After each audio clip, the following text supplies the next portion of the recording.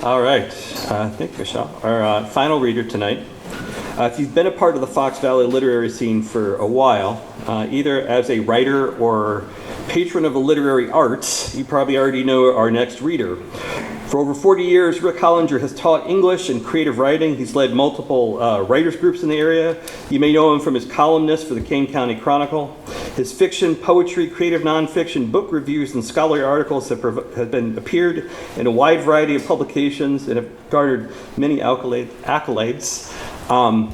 Several years ago, I asked Rick, I was in his writing group, and I asked him how he found time to write with all of this stuff going on, and he said that he gets up even earlier than both of us do as teachers, and that I thanked him and stuck to my day job after that. I don't know if I can handle that, but he has had quite a career of service, if you will, to the literary community around here, so I'm really happy to introduce him tonight.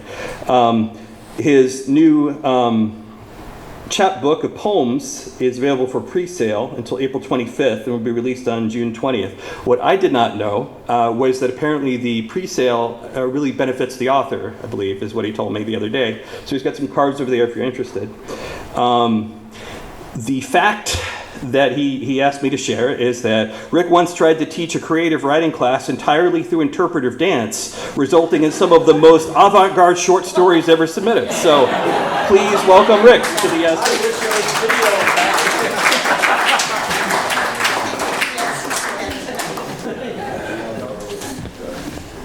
Dance for us, Rick. Never would have lived that down for my Marmion students, I don't think. Thanks a lot. I hope I'm not breaking the pattern too much tonight from the other three wonderful readers. First of all, obviously thanking Kathy for putting this together. Kevin and Eric, who are, just doing amazing things for everybody, and you, the audience. I mean, this wouldn't happen if people didn't show up. So thank you. Tonight I'd like to start with three poems from the new chapbook, Down from the Sycamores. As Eric said, apparently Finishing Line Press, which is also publishing David's new book, they motivate you by saying if you get X number of books sold, your royalty rates will go up. And I mean, that's kind of a good thing that they do. So that's why I'm up here pleading with you. But the advance sales end April 25th. You saved a couple bucks also. And then the book's delivered next June. So grab a flyer, a postcard over there. If you'd like me to sign the card, I'd be glad to. When your book comes, you can stick it in the book or paste it or glue it, and it will raise the value inestimably. Sure it will. Or not. Probably not. By the way, the beautiful art cover was a painting done by my wife Tia, and it's a painting of Arles, and there's a lot of poems about France in the book. So I mean, you get two art pieces for one, so there you go. The other thing is, I don't know how many of you know what a chapbook is or the history of a chapbook. I did not until I wrote one. So what I'd like to do is to read just a selection from the Wikipedia entry, the academic book. So anyway, a chapbook is a type of small printed booklet that was popular medium for street literature throughout early modern Europe, including almanacs, children's literature, folklore, ballads, pamphlets, poetry, political, and religious tracts. Chapbook derives the name from chapman, the word for the itinerant salesman who would sell such books. But wait, there's more. This is crucial. In an era when paper was expensive, chapbooks were sometimes used for wrapping, baking, or as toilet paper. So there's 3 more good reasons to buy this book. I mean, what more can I say? So anyway, the poems were inspired by our going to Paris. My wife taught French at St. Francis High School, and we would take students over there, and things would happen. And a lot of these poems came from those events. So the first poem relates what happened one day when my wife and I were waiting in the station of the metro, the subway in Paris, to go to the Bastille Day parade, their July 4th, all right? So this is called Two Bums in the Metro. Two bums heave insults back and forth across the metro tracks. The one on our platform speaks in outbursts, loud, aggressive, strong. The small man on the other side speaks quietly, incessantly, never recognizing the presence of the other. A blast of light explodes us off our seats, the echo trembling farther than anyone can see. "It is nothing," a passing woman says. "It is the 14th of July. It is not so war again." I think that's a German accent, sorry.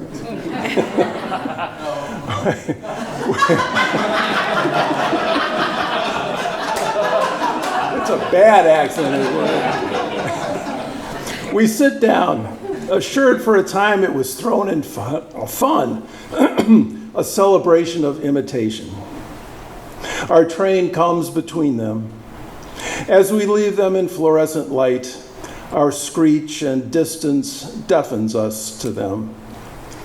We wind through the dark, talk about their talk, a parade of words by 2 stationary men arguing in revolutions of their own. So from there, we're going to go to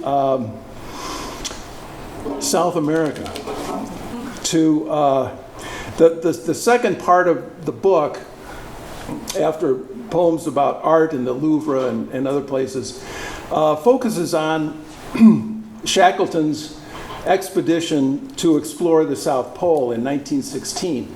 Well, the Endurance, you probably know, gets stuck in the ice, in this ice floe. The ice crushes the ship. They take 3 lifeboats over many days over the ice to the water. They finally get in the water. They take these 3 boats, and they finally land on Elephant Island, which is just this scraggly, tiny island, but it's land. Shackleton waits a week. He knows nobody's going to come along and save them, so he takes 1 lifeboat and travels, I can't remember how many miles, 1,000 at least, miles to Elephant Island, where there's a whaling station. And I won't give it away what happens. But in the book, there are 8 poems, and each poem is in a different voice of one of the crew members on board the Endurance. The one I'm going to read you is the voice of Alexander Macklin, who was the surgeon on board the Endurance. And in his journal, he writes, "A more inhospitable place could scarcely be imagined. On this nightmare of God, winds streak down the craggy cliff at over 100 knots, battering our snowbound beach, where blizzards last days, where leaden rocks scoff at weakened men, sheltered with only the lifeboats that someday may float us out to die. We wake up frozen every morning, look forward to looking out at nothing but waves, a hideous gray, or ice floes, luminous blue.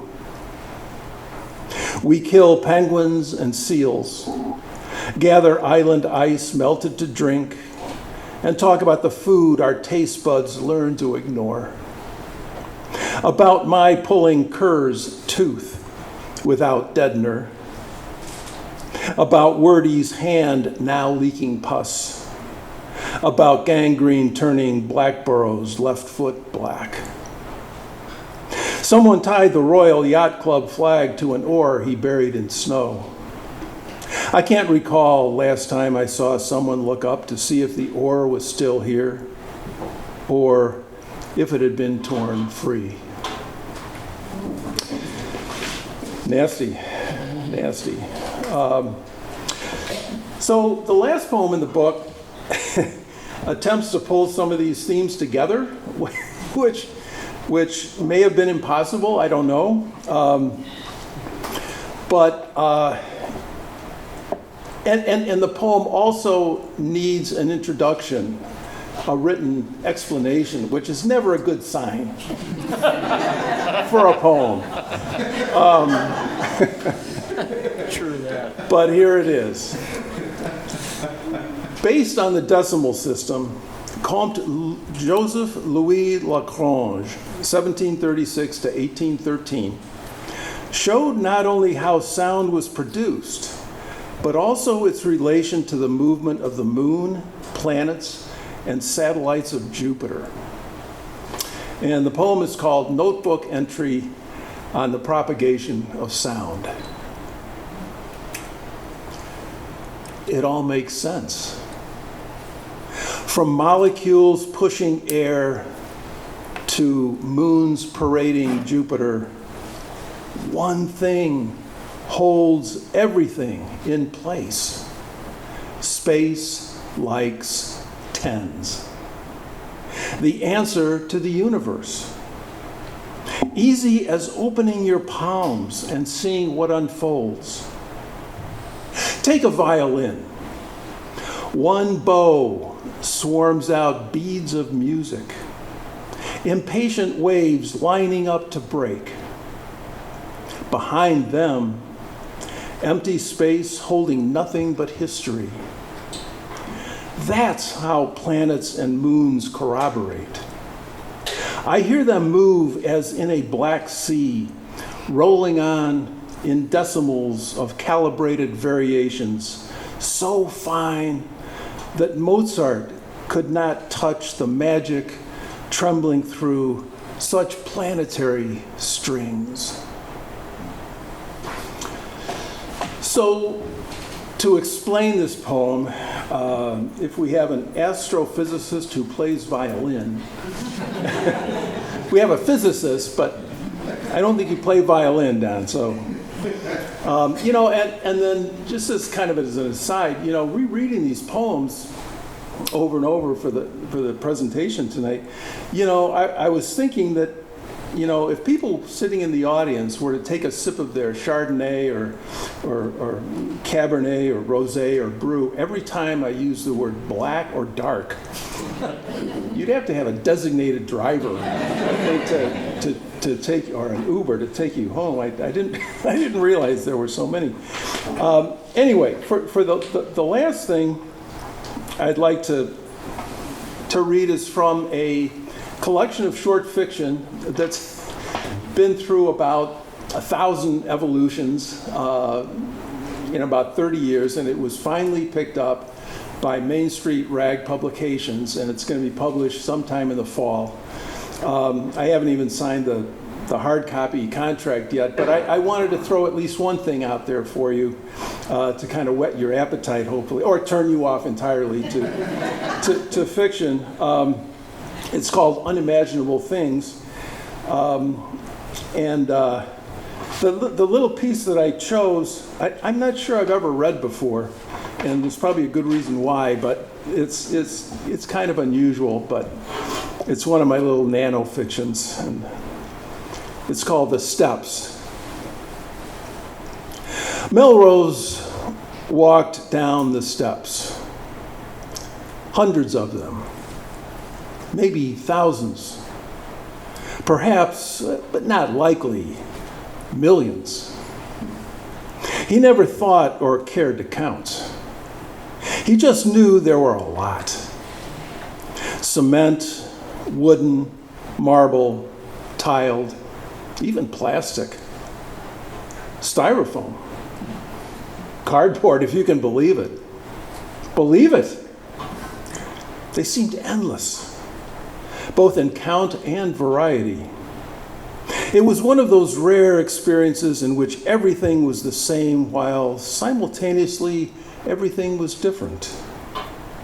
Like life, Melrose mused, taking one step at a time, just as he had always lived, one day at a time.